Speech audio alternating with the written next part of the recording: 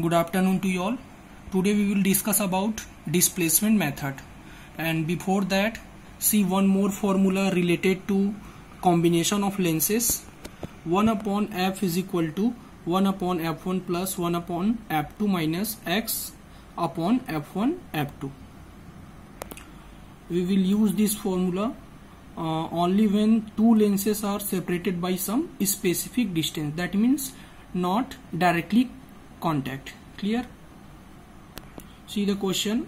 A convex lens of focal length 10 cm and concave lens of focal length 20 cm are kept 5 cm apart, and find the focal length of equivalent lens. Means given value is f1 10 cm for convex, f2 20 cm for concave, and x is equal to 5 cm. That is the distance between two lenses. Clear? Put the values in the given formula, and answer is f is equal to 13.33 cm. Clear? Remember this formula. Clear? Next example. Two lenses of power 10 diopter and -5 diopter are kept in contact. First, find the power of lens combination, and second, where should be an object be placed so that from the lens combination so that the virtual image of magnification is 2. Clear? So first is given value power of first lens 10 diopter and second -5 diopter. Clear? So resultant P is equal to P1 plus P2. ठीक है, आप लोग को पता है कि 1 upon F is equal to क्या होता है, 1 upon f1 plus 1 upon f2. तो पावर जो है वो रेसिप्रोकल होता है फोकल लेंथ का. ठीक है, तो यहाँ से P इज इक्वल टू क्या हो जाएगा, P1 प्लस P2. ठीक, 1 अपॉन एफ की जगह पे P, 1 अपॉन f1 की जगह पे P1 और 1 अपॉन f2 की जगह पे P2. ठीक है, तो यहाँ से रिजल्टेंट कितना आएगा, 5 डायोप्टर. अब सेकंड पार्ट देखते हैं. Where should an object be placed so that from the lens of combination so that virtual image of magnification is 2. ठीक, तो सबसे पहले यहाँ से अपन f फाइंड आउट कर लेते हैं. तो यहाँ से p का वैल्यू कितना मिला था अपने को, 5. अब f का वैल्यू पता करना है तो ये वाला फॉर्मूला यूज करेंगे.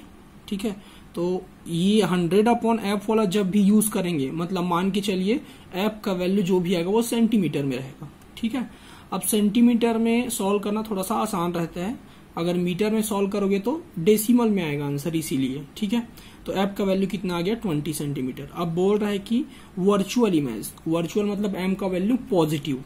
ठीक है, और मैग्निफिकेशन कितना, 2. तो m का वैल्यू 2. क्या होता है फॉर्मूला लेंस के लिए, m is equal to v upon u. ठीक है, और पॉजिटिव रहेगा क्योंकि वर्चुअल बोल रहा है, तो v upon u is equal to 2. अब यहां से v इज इक्वल टू क्या हो जाएगा, 2u. फिर उसके बाद लेंस फॉर्मूला यूज करेंगे, 1 upon v minus 1 upon u is equal to 1 upon F. F का वैल्यू आपको पता है, v का वैल्यू यहाँ पे क्या पुट करना है, 2u. अब यहाँ से u बस अननोन है, अब इसको सॉल्व करोगे तो u का वैल्यू कितना आएगा, -10. क्लियर? अब बात करते हैं अपन आज का जो टॉपिक है, displacement method to locate the position of image. ठीक, अब सबसे पहले डिस्प्लेसमेंट मेथड होता क्या है इसको पहले समझ लेते हैं. जैसे मान लो अपने पास एक ऑब्जेक्ट है और उस ऑब्जेक्ट के लिए सामने में एक स्क्रीन है. ठीक है, मान लो इस एरिया में क्या है, स्क्रीन. तो अपन उसके बीच में अगर लेंस रखें, एक लेंस रखते हैं. ठीक है, ये दो लेंस नहीं है, एक ही लेंस है. एक लेंस लेते हैं, कन्वेक्स लेंस. तो ये जो ऑब्जेक्ट है उसका जो इमेज है इस स्क्रीन पे, अपन क्या करेंगे, ऑब्जेक्ट का लोकेशन और स्क्रीन का लोकेशन को फिक्स कर देंगे. ठीक है, तो इन दोनों के बीच में दो ऐसे पोजीशन होंगे लेंस के, जैसे एक L1 है और एक L2 है. एक ही लेंस का दो पोजीशन है, एक बार फर्स्ट में एक बार सेकंड में. ठीक है, तो दो ऐसे पोजीशन होंगे जिसमें सेम प्लेस पे क्या मिलेगा, इमेज मिलेगा. मतलब अपने को ऑब्जेक्ट और ये जो स्क्रीन है उसका पोजीशन चेंज नहीं करना है. तो इन दोनों का पोजीशन चेंज ना करें तो इन दोनों के बीच में जो लेंस है उसका दो ऐसा पोजीशन होगा जिसके लिए इमेज सेम प्लेस पे मिलेगा. आई बात समझ में, मतलब इसी स्क्रीन पे मिलेगा. लेंस को दो अलग अलग जगह पे रखेंगे फिर भी स्क्रीन पे ही उसका इमेज मिलेगा. ठीक है, अब ये जो मेथड है उसको फॉलो होने के लिए क्या कंडीशन है, क्या कंडीशन का रिक्वायरमेंट होता है। तो इसके लिए कंडीशन है capital D should be greater than 4f। ठीक है, अब कैपिटल डी क्या चीज है, तो यहां से डायग्राम से देखिए, capital D is a distance between object and screen. Object and screen, ये स्क्रीन है जहां पे इमेज मिलेगा। ठीक है, ये स्क्रीन है मान के चलिए, और यहाँ पे ऑब्जेक्ट, दोनों के बीच डिस्टेंस क्या है, कैपिटल डी। तो ये जो कैपिटल डी है वो 4f से ज्यादा रहना चाहिए। ठीक है, अब 4f क्या चीज है, यहाँ पे जो भी लेंस अपन यूज कर रहे हैं, ठीक है, एक तो कन्वेक्स लेंस ही लेंगे क्योंकि स्क्रीन पे ऑब्टेन करना मतलब कन्वेक्स लेंस ही लेंगे, मतलब जितने भी फोकल लेंथ का ले रहे हैं, ठीक है, यहां से जितने भी फोकल लेंथ का ले रहे हैं उसके फोकल लेंथ के 4 टाइम्स से ज्यादा रहना चाहिए। अब इसको वैल्यू से समझते हैं। मान लो जो लेंस आप यूज कर रहे हो उसका फोकल लेंथ कितना है, 10 है, 10 सेंटीमीटर, तो 10 4 जा कितना होता है, 40। तो ये जो स्क्रीन और ऑब्जेक्ट के बीच का जो डिस्टेंस है वो कम से कम में 41 रहना चाहिए, कम से कम में। 41 से ज्यादा भी लेते हो ये वाला डिस्टेंस तो चल जाएगा, लेकिन 40 से कम नहीं रहना चाहिए, और 40 के इक्वल भी नहीं रहना चाहिए। अब क्यों कम और इक्वल नहीं रहना चाहिए उसको डेरिवेशन में समझेंगे। ठीक है, अब इसके लिए डेरिवेशन को देखते हैं। सबसे पहले डायग्राम को समझ लो। यहां से ए बी ऑब्जेक्ट है, मतलब एक पिन है, समझ लो ए बी एक पिन है और सी डी एक पिन है। ठीक है, उन दोनों के बीच में डिस्टेंस कितना है, कैपिटल डी। अब यहाँ पे हमने फर्स्ट पोजीशन पे लेंस को रखा L1। ठीक है, तो यहाँ पे लेंस को रखे तो ये जो ऑब्जेक्ट है उसका जो इमेज है कहाँ पे मिला, सी डी पिन के जस्ट ऊपर, इन्वर्टेड। आई बात समझ में, ये ऐसा इन्वर्टेड। और ये जो ए डैश बी डैश है वो क्या चीज है, इस ए बी पिन का इमेज। कैसा image, real and inverted image. अब इन्वर्टेड मतलब ऐसा, अगर पिन ऐसा रखा है तो इसका इमेज ऐसे बनेगा। किसके ऊपर, ये जो सी डी पिन है उसके ऊपर जस्ट। ठीक है, अब एक तरह से इसको स्क्रीन ही मान के चलिए, अगर यहाँ पे स्क्रीन लेंगे तो स्क्रीन पे बनेगा। क्लियर। अब देखिए यहां से रेस कैसे गई, यहां से एक रे पैरेलल वाली यहां से फोकस से। ठीक है, ये फोकस पॉइंट है इस लेंस के लिए। ठीक है, और यहां से एक ऑप्टिकल सेंटर से सीधे निकल गई, फिर यहां से परपेंडिकुलर ड्रॉ किया। क्लियर। अब मैंने एक कॉन्जुगेट फोसी करके एक कॉन्सेप्ट बताया था, आप सभी लोग को याद होगा। तो कॉन्जुगेट फोसी क्या होता है, प्रिंसिपल एक्सिस पे ऐसे 2 पॉइंट जहां पे एक पे ऑब्जेक्ट रखने से उसका इमेज दूसरे पॉइंट पे बनता है। आई बात समझ में। कॉन्जुगेट फोसी क्या होता है, प्रिंसिपल एक्सिस पे ऐसे 2 पॉइंट होते हैं जिसमें एक पॉइंट पे ऑब्जेक्ट रखे तो दूसरे पॉइंट पे इमेज, और दूसरे पॉइंट पे ऑब्जेक्ट रखे तो फर्स्ट पॉइंट पे इमेज। आई बात समझ में। मतलब ए बी पिन का जो इमेज है वो सी डी पिन पे बनेगा, और सी डी पिन का इमेज जो है ए बी पिन पे बनेगा। यहां तक क्लियर है। अब यहां से देखो ये पोजीशन पे ये यू हो गया। ठीक है, ये यू हो गया, तो ये वाला डिस्टेंस क्या हो जाएगा, वी। इमेज यहां पे बन रहा है तो। ठीक है, अब यहां से आप इसको भी यू ले सकते हो, इसको भी यू ले सकते हो, तो ये वी हो जाएगा। आई बात क्यों समझ में, क्योंकि अगर अपन सी डी पिन को ऑब्जेक्ट ले रहे हैं तो उसका इमेज कहां पे बनेगी, ए बी पिन पे। तो ये वाला डिस्टेंस अब क्या हो गया, यू, और ये वाला क्या हो गया, वी। मतलब चेंज कर सकते हैं। आई बात समझ में। ठीक, अब ये पहले में इमेज जो है वो मिला सी डी पिन के ऊपर, ए डैश बी डैश, साइज थोड़ा बड़ा था। ठीक है, अब अपन क्या काम कर रहे हैं, ये जो लेंस है उसको थोड़ा सा डिस्प्लेस कर दिए, यही लेंस को यहाँ पे डिस्प्लेस कर दिए। क्लियर। कितना डिस्टेंस, एक्स डिस्टेंस। याद रखिएगा यहाँ पे 2 लेंस नहीं है, इसी लेंस को हमने यहाँ पे डिस्प्लेस किया। कितना डिस्टेंस, एक्स। अब होगा क्या, यहाँ पे डिस्प्लेस किए तो फिर से अपने को डिस्प्लेस करेंगे, है ना। प्रैक्टिकली अपन ऐसा कर सकते हैं, लैब में इसका एक्सपेरिमेंट होता है। ठीक है, तो यहाँ से इतना डिस्टेंस हमने क्या किया, डिस्प्लेस किया, जिससे कि फिर से उसका इमेज सी डी पिन के ऊपर मिला। हाँ, इस बार ये बोल सकते हैं साइज थोड़ा सा छोटा है, ए डैश बी डबल डैश। ठीक, फिर से एक रेस ऐसा पैरेलल गई फोकस से, ये फोकस पॉइंट है, यहाँ पे आइए तो ये फोकस पॉइंट। ठीक है, और एक ऑप्टिकल सेंटर से ऐसे सीधे निकल गई, तो A dash B double dash real और inverted image C D pin के ऊपर मिला। ठीक, अब आते हैं कैलकुलेशन पोर्शन पे।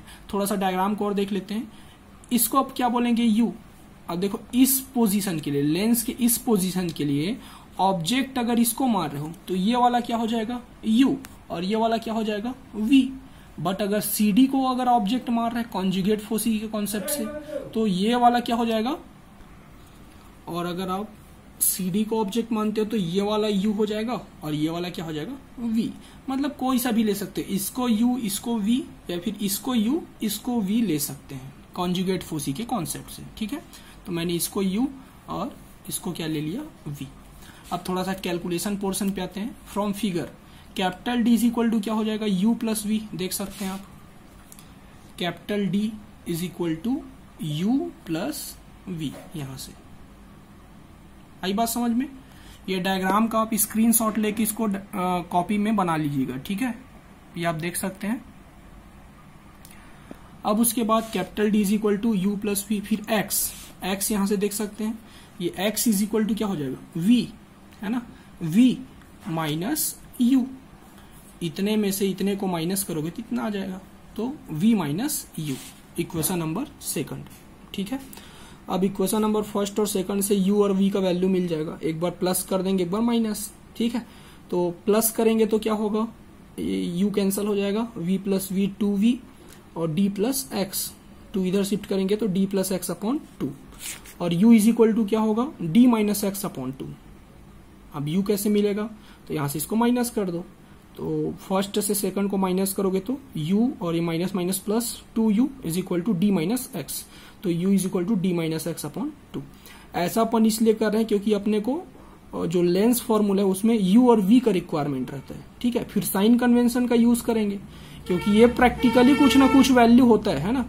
जब लैब में एक्सपेरिमेंट कर रहे हैं तो इसको मेजर करके देखेंगे, तो मेजर करने के बाद जो भी वैल्यू आएगा तो उसको साइन कन्वेंशन का यूज तो करेंगे ना, क्योंकि न्यूमेरिकल में हमेशा अपन गिवन वैल्यू को साइन कन्वेंशन का यूज करते हैं। ठीक है, अब देखिए यहां से लेंस फॉर्मूला ये, फिर वैल्यू पुट कर दिए 1/f इज इक्वल टू इतना। ठीक है, ये माइनस माइनस प्लस हो गया, u का वैल्यू निगेटिव रहता है। ठीक है, अब ये 2 को अपन न्यूमरेटर में लेके गए, ये 2 को और इस 2 को। ठीक है, तो 1/f is equal to 2 d plus x plus 2 d minus x, cross multiply कर देंगे। ठीक है, तो यहाँ से a plus B A minus B का फॉर्मूला, यहाँ से minus 2x plus 2x cancel, तो कितना आया 2d प्लस 2d 4d, फिर इधर से क्रॉस मल्टीप्लाई तो 4df और इधर से d square minus x square. ठीक, फिर यहाँ से x square is equal to क्या हो जाएगा d square minus 4df। Clear है, मतलब एक्चुअल में क्या हो रहा है, यहाँ से एक्स स्क्वायर को इधर शिफ्ट किए और 4df को इधर, बट लिखे दूसरे तरीके से। ठीक है, तो x square is equal to D square minus 4df, तो एक्स इज इक्वल टू क्या हो जाएगा रूट, है ना, रूट हो जाएगा इधर का। फिर यहाँ से देखो दोनों में d कॉमन है, d स्क्वायर नहीं है, d कॉमन है, तो d कॉमन निकालेंगे क्या हो जाएगा d माइनस 4f। अब केस लेंगे, क्या केस लेंगे, if d is less than 4f, capital D is less than 4f, तो यहां से देख सकते हैं ये वाला जो वैल्यू है वो निगेटिव आ जाएगा, और रूट के अंदर अगर कोई भी वैल्यू निगेटिव मतलब उसको इमेजिनरी बोलते हैं। ठीक है, जैसे रूट -1 अगर मैं बोल दिया तो रूट -1 इमेजिनरी वैल्यू होता है। ठीक है, तो x का वैल्यू जो है इमेजिनरी होगा इस कंडीशन में, अगर d 4f से छोटा है तो। ठीक, जो कि पॉसिबल नहीं है, मतलब x का वैल्यू इमेजिनरी रहे, ऐसा तो हो ही नहीं सकता ना। फिर दूसरा case, if capital D is equal to 4f, equal रहा तो क्या होगा, तो x का वैल्यू 0 हो जाएगा। यहां से देख सकते हैं d और 4f इक्वल रहा तो ये पूरा 0 हो जाएगा। अब x का वैल्यू अगर 0, इसका मतलब नो डिस्प्लेसमेंट, है ना, डिस्प्लेसमेंट हुआ ही कहाँ, तो फिर डिस्प्लेसमेंट नहीं हुआ तो इसको डिस्प्लेसमेंट मेथड कैसे बोल सकते हैं। ठीक है, फिर case 3, d is greater than 4f, तो इस कंडीशन में x का वैल्यू जो है रियल होगा। आई बात समझ में, this is the required condition for displacement method. अगर दोनों के बीच का डिस्टेंस मीन्स स्क्रीन और ऑब्जेक्ट के बीच का जो डिस्टेंस है वो 4f से ज्यादा नहीं रहा तो डिस्प्लेसमेंट मेथड फॉलो नहीं होगा। ठीक है, आप सभी लोग इसको नोट कर लीजिएगा क्योंकि बुक में थोड़ा दूसरे तरीके से दिया गया है। ठीक है, इसमें ज्यादा अच्छे से समझ में आया होगा आई थिंक, तो इसको नोट कर लीजिएगा सभी लोग। ये देखिए एक न्यूमेरिकल दिया है, a screen is placed 90 cm from an object. The image of object on the screen is formed by convex lens at 2 different position. ठीक है, separated by 20 cm. Determine the focal length of lens. ठीक है, ऐसा दो अलग अलग method, मतलब displacement वाला ही फॉर्मूला यूज करेंगे। तो यहां से क्या हो जाएगा, x plus 20 plus x is equal to 90। दोनों के लेंस के बीच का जो डिस्टेंस है कितना है, दोनों लेंस नहीं है, वही लेंस सेपरेट किया गया है ना, डिस्प्लेस किया गया 20 सेंटीमीटर। तो यहां से x प्लस 20 प्लस एक्स, अब दोनों को x एक्स क्यों लिया गया, तो इसको मैंने अभी कुछ देर पहले बताया था। ये देखिए, ये वाला भी u है, ये वाला भी u है। कैसे आया, कॉन्जुगेट फोसी के कॉन्सेप्ट से, ठीक है। तो x का वैल्यू यहाँ सॉल्व करेंगे, इतना हो जाएगा x इज इक्वल टू 35, ठीक है। अब यहाँ से फर्स्ट पोजीशन के लिए ये क्या हो जाएगा, ये ऑब्जेक्ट है, ये इमेज है, तो u का वैल्यू माइनस x माइनस 35 और v कितना हो जाएगा 20 प्लस 35 मतलब 55। और इस तरह से u और v का वैल्यू पुट करेंगे और f अपने को मिल जाएगा, ठीक है। ओके, आज के लिए बस इतना ही, बाकी कल देखेंगे, ठीक है। Thank you.